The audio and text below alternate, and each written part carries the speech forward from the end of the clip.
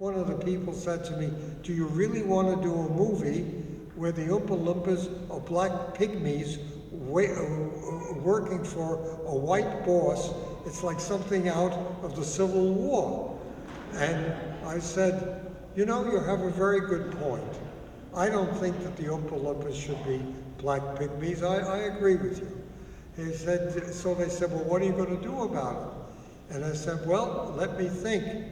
And we sat there for about 5 minutes, and suddenly it came to me, the Oompa Loompas, I said to them, will have orange faces and green hair. And they said, we've got to thank you so much for doing that. And that's how the Oompa Loompas came to look the way they did. And in the new editions of the book, after 1964, the Oompa Loompas are little white people running around with funny hats on.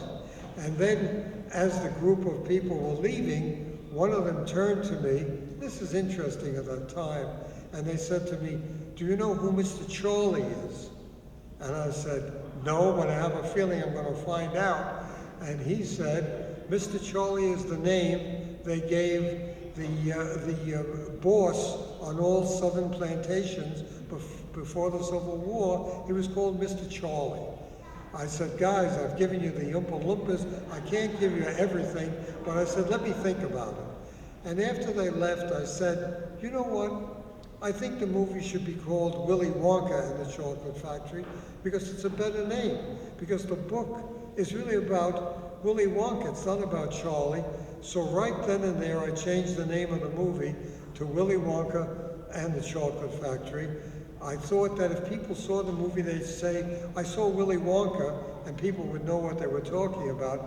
If I saw Charlie, it didn't mean very much. So that's how the name got to be Willy Wonka and the Chocolate Factory. It's a great story. More great stories. Here's a great story that few people would know. Originally, Mike TV's mother was cast with a different actress. Tell us that story. At the same time, they're casting a TV show called All in the Family, and oh no, that was the mother of Mike TV. Of Mike TV. Mike TV. Tell us that story. This is very interesting. Most people who, if you remember All in the Family, will love this story, which came out the same year as the movie. Yeah.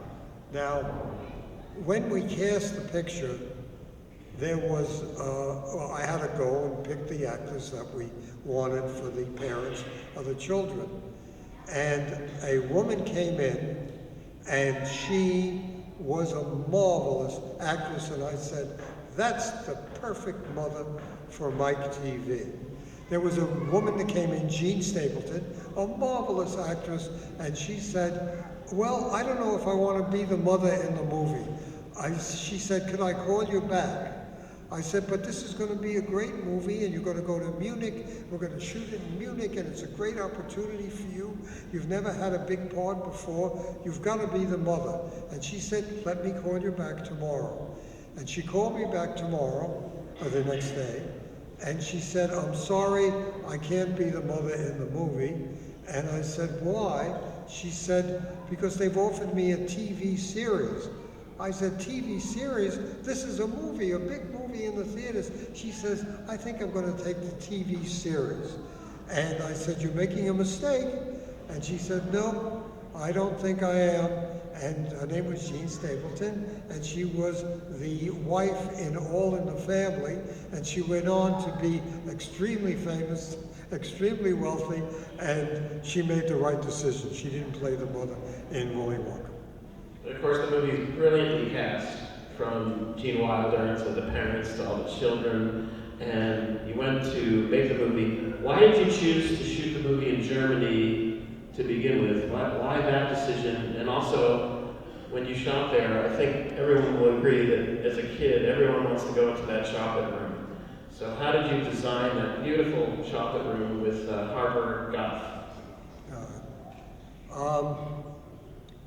When we decided to make the movie, we knew we needed a big set, and we needed a chocolate river, and we needed a chocolate waterfall. And we knew that the budget we had from Quaker Oats was only $3 million, which was very little to make a movie with. It's just, you don't make a movie for $3 million, not a big feature. But we decided we would put it together. So David Walper and some people went around Europe trying to look for a place where we could make the movie. And they went to Ireland in a beer factory, they went to Spain in a candy factory, and none of them were right. And then they went to a place in Germany, in Munich, and there was a big set there at a place called Bavaria Studios, and they could make a deal for the picture there. So it became the place where we did the whole movie on, this enormous set. Everything was built there. And another reason I liked shooting in Munich is nobody knows what Munich looks like, or very few people do. I'm sure very few people in this room or myself were ever in Munich. But I wanted the picture to be a place where you wouldn't know where it was and what time it was made in. I kept cars out of the picture. I didn't want you to know where it was or when it was, because I wanted the picture to be able to be played forever and forever. And there was a man that I hired called Harper Goff, and he designed the sets for the movie. And he was a fantastic set designer. He had done a picture, 20,000 Leagues Under the Sea, and so forth. And all those sets you see, and the Chocolate River, and everything else, were the work of his brain, and I worked with him. But 2 sets were changed, and they were changed by me. He had built a set, you know, the room where they make all the candy, and all the Oompa Loompas are running around making the candy. He originally made a design for the most beautiful factory in the world, with steel tubes and beautiful sets, and it really looked like a beautiful candy factory. And I looked at his drawings and I said, I want you to tear them up. Wonka's factory has to be as nutty as he seems. I want you to go into Munich and get garbage cans and old tires and all the junk you can find, and make Wonka's factory into a crazy looking, dirty, sloppy place, because that's the character of Wonka. And what they did, we sent the crews in to Munich and got all pieces of scraps of things, and he put them together, and that's the way the factory looks. So then we went on and we shot, and we came to the end, and where everybody goes in to see Mr. Wonka's office. And the office he had made or designed for the set was beautiful. It was a beautiful room and so forth. It looked like a real executive office. And I said, no, I said, Harper, I think we have to change it. I said, I want you to cut everything in half. I want you to cut the desks in half, the pictures in half, the safe in half. The only thing we couldn't cut in half were the light bulbs. And I said, I wanted this room to look like what we want people to think of as Wonka as his goofiest. And so that's what we did. We went into the room and we cut everything in half, the desk, the chairs, so forth.